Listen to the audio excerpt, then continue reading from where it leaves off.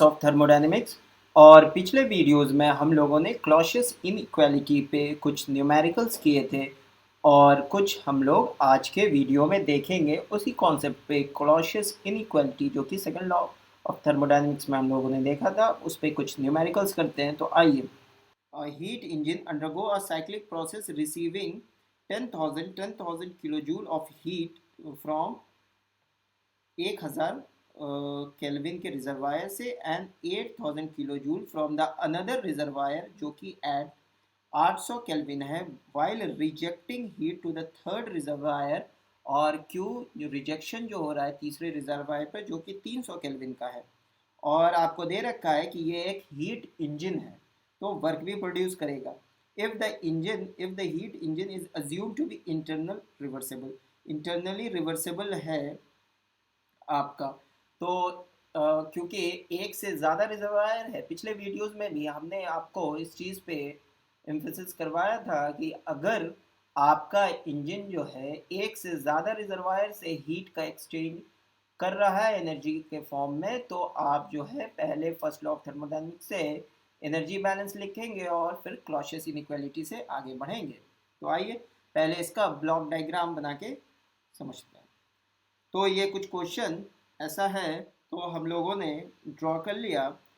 1000 kelvin के reservoir से 10,000 kilo joule heat आपका इंजन में जा रहा है और 800 केल्विन से 8000 किलो जूल, और रिजेक्ट हो रहा है 300 केल्विन पे, और कुछ वर्क भी प्रोड्यूस हो रहा है। और ये एक बहुत अच्छी बात है कि ये रिवर्सेबल हीट इंजन है, ये रिवर्सेबल हीट इंजन है। तो पहले हम लोग सीधा लगाएंगे क्लॉसियस इनइक्वालिटी। वी नो कि cyclic integral D Q by T reversible के केस में ये इक्वल्स टू ज़ीरो हो जाता है। और आप लिखेंगे heat input to the system जो कि 10,000 किलो जूल है, बाई हीट जो टेम्परेचर है 1000 केल्विन प्लस 800 किलो जूल का हीट क्यू बाई टी के फॉर्म में लिखेंगे, और टी है 800 केल्विन। और क्योंकि ये हीट रिजेक्शन का केस है तो plus of minus Q rejection by 300 and is equals to zero. इसे हम फिर से एक बार लिख लेते हैं, थोड़ा यहाँ पे प्लस क्लमजी हो रहा है। तो 10,000, और यहाँ से हम लोग देखेंगे कि क्यू रिजेक्शन जो है आपका, क्यू रिजेक्शन 6,000 किलो जूल आया, 6,000 किलो जूल आया। तो माय डियर, अब हम लोग को वर्क निकालना है। तो वर्क के लिए देखिए हम लोग फिर से सिर्फ ये बनाते हैं, हमें पता है energy in is equals to energy out. तो एनर्जी एक जो है, पहला जो Q1 के फॉर्म में है वो आपका 10,000 किलो जूल है, फिर दूसरा 8,000 किलो जूल, और हीट जो रिजेक्ट हो रही है 6,000 किलो जूल। और एनर्जी तो अंदर में एक्यूमुलेट नहीं हुई और ना ही जनरेट हुई, तो energy in is equals to energy out. और energy in is in the form of 10,000 Q1 plus 8,000 Q2, और reject in the form of 6,000। और बाकी जो बचा वर्क में आपका आ गया, तो यहाँ से आप वर्क निकाल ले जाएंगे जो कि होगा 12,000 किलो जूल, 12,000 किलो जूल, जो कि ऑप्शन बी में दिखेगा। तो चलिए अब हम लोग एक बहुत ही बढ़िया क्वेश्चन देखते हैं। देखिए ये एक डिफरेंट टाइप का क्वेश्चन है। क्या कहता है, ए हीट ट्रांसफॉर्मर। देखिए एक नई डिवाइस बताई गई है। Heat transformer is a device that transfer a part of heat supply to it at intermediate temperature to a higher temperature reservoir while rejecting the remaining part to the lower temperature heat sink. In such a heat transformer, 100 kilojoule of heat is supplied at 350 Kelvin. The maximum amount of heat in kilojoule that can be transferred to 400 Kelvin when the rest is rejected to the sink 300 Kelvin. देखिए दो चीज़ें देखने वाली है इसमें। पहला तो एक हीट ट्रांसफॉर्मर दे रखा है। तो हीट ट्रांसफॉर्मर माय डियर ऐसा डिवाइस है जो सिर्फ हीट को हीट के साथ ही इधर से उधर एक्सचेंज करता है। Energy in the form of heat कोई ये एक्सचेंज करेगा। अच्छा, कोई भी वर्क वगैरह का कोई मसला यहाँ नहीं है। दूसरी चीज़ जो यहाँ देखने वाली है कि आपको कह रहा है कि maximum amount of heat in kilo joule.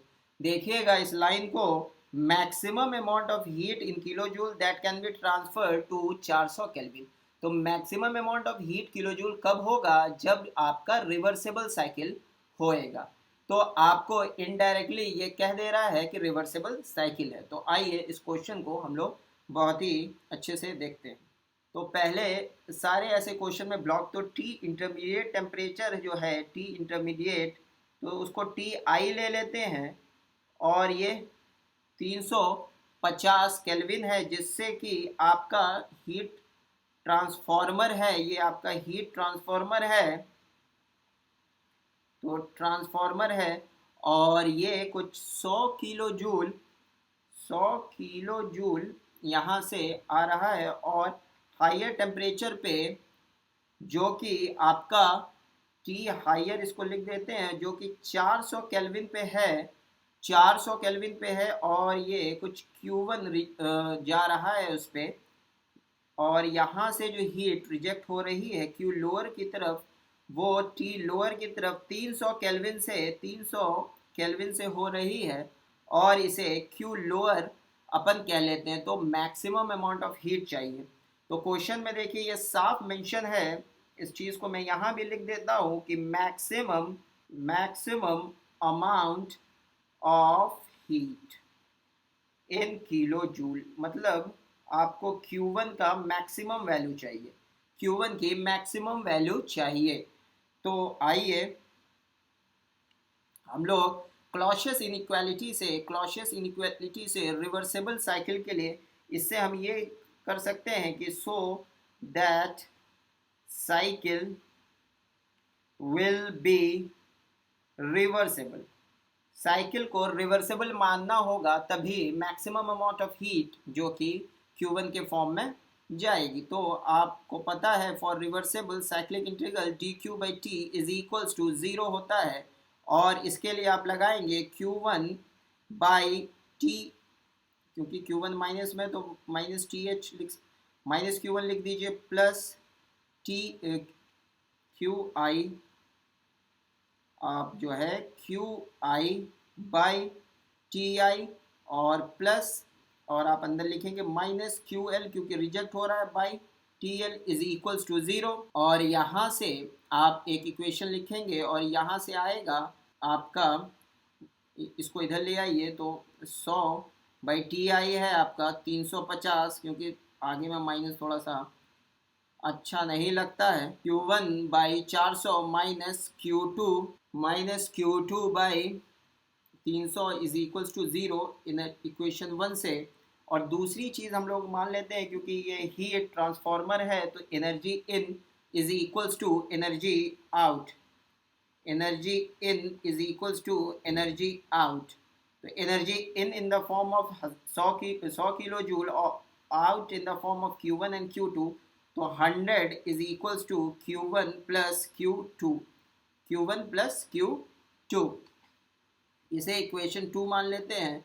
और आपको तो निकालना है Q1, तो Q2 के रिस्पेक्ट में ये हो जाएगा 100 माइनस Q1, और इसको उठा के आप यहाँ पे डालेंगे, और आपका इक्वेशन कुछ ऐसा हो जाएगा, 100/350 माइनस Q1/400, और इस पूरी की जगह आप लिख देंगे 100 minus Q1/300 is equals to 0।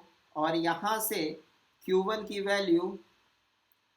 Value आ जाएगी 57.14 किलो जूल, 57.14 किलो जूल। तो ये जो वैल्यू आ जाएगी मैक्सिमम, ये आ जाएगी 57.14 किलो जूल, जो कि ऑप्शन डी था। तो होप बात आई होगी समझ। तो आपको अब हम लोग एक और क्वेश्चन देखेंगे। देखिए बहुत ही अच्छा क्वेश्चन है ये भी। क्या कह रहा है? Reversible heat engine receives heat input at 300 kilo joule, 300 kilo joule से जो है हीट इनपुट मिलता है, और 200 kilo joule from the two thermal reservoir. तो रिवर्सेबल हीट इंजन है जो कि 300 किलो जूल जो कि हीट लेता है 1000 केल्विन से, और 200 किलो जूल ऑफ हीट लेता है 800 केल्विन टेम्परेचर रिजर्वायर से respectively. The engine rejects Q, और इंजन जो है क्यू रिजेक्ट कर देता है 300 केल्विन। तो आपको वैल्यू ऑफ क्यू निकालना है और वैल्यू ऑफ डब्ल्यू निकालना है। तो वेरी इजी, पहले हम लोग क्या करते हैं कि ब्लॉक डायग्राम बना लेते हैं अपने इंजन का, और ये सपोज हमारा इंजन है माय डियर। और देखिए एक चीज़ जो नोटिस करने वाली है, वो दे रखा है reversible heat engine. Reversible heat engine देखिए, कंडीशन थर्मोडायनेमिक्स में बहुत इंपॉर्टेंट है, कंडीशन बहुत इंपॉर्टेंट है, क्योंकि कंडीशन अगर ध्यान ना दिया जाए तो ब्लेंडर हो सकता है। तो 1000 केल्विन रिजर्वायर से आपने एनर्जी ली हीट के फॉर्म में, जो कि 300 किलो जूल थी, और 800 केल्विन आपने से टेम्परेचर से 200 किलो जूल आपने हीट के फॉर्म में लिया, और क्योंकि हीट इंजन है तो कुछ वर्क फॉर्म में निकलेगा एनर्जी। और जो रिजेक्ट हुआ सपोज क्यू के फॉर्म में हुआ, और ये 300 केल्विन पे हुआ। तो मल्टीपल रिजर्वायर है, तो हम मल्टीपल रिजर्वायर के लिए हमने कहा है कि जब मल्टीपल रिजर्वायर का मामला हो तो दो ही ऑप्शन है हमारे पास। मतलब दो स्टेप में ऐसे क्वेश्चन को करते हैं। ऑप्शन ये है कि भाई आप जो है एनर्जी को कंजर्व कीजिए, और दूसरा है क्लॉशियस इनइक्वालिटी लगा दीजिए। तो रिवर्सेबल दे रखा है, चूंकि क्वेश्चन में आपको इट्स मेंशन कि रिवर्सेबल है तो रिवर्सेबल क्लॉशियस आप जानते हैं D Q by T is equals to 0 हो जाता है। तो आप लगाएंगे, क्योंकि Q1 बाई T1 जो कि है Q1 is 300, T1 is 1000, Q2 आपका है 200 और T2 है 800, और सीधा माइनस लिख देंगे minus Q by 300 is equals to 0। तो यहाँ से आप सीधा निकाल ले जाएंगे, Q की वैल्यू कुछ आ जाएगी 165 किलो जूल, 165 किलो जूल, जो कि ऑप्शन बी है हमारे क्वेश्चन का पहला क्वेश्चन। दूसरा वर्क निकालना है energy in the form of 300 kilo joule in हो रही है, और दूसरी 200 किलो जूल इन हो रही है। आउट जो हो रही है वो 165 किलो जूल हो रही है, और वर्क आपको कैलकुलेट करना है। तो वर्क के लिए हम जानते हैं energy in is equals to energy out, और इन द फॉर्म है 300 प्लस 200, और आउट है आपका W प्लस 165। तो वर्क हो गया 300 200 500 माइनस 165 335 किलो जूल। वर्क आपका आ गया 335 किलो जूल। तो ये हमारा ऑप्शन डी आता है, तो होप क्लॉशियस में हम लोगों ने ठीक ठाक अमाउंट ऑफ क्वेश्चंस कर लिए हैं। अब हम लोग नेक्स्ट वीडियो में कुछ आगे के टॉपिक कवर करेंगे। तब तक के लिए इस वीडियो को हम लोग यहीं ख़त्म करते हैं, और तब तक के लिए आप वीडियो को देखें, शेयर करें, सब्सक्राइब करें, लाइक करें, और कोई भी कमेंट हो तो कमेंट बॉक्स में ज़रूर लिखें। तब तक के लिए good bye and take care.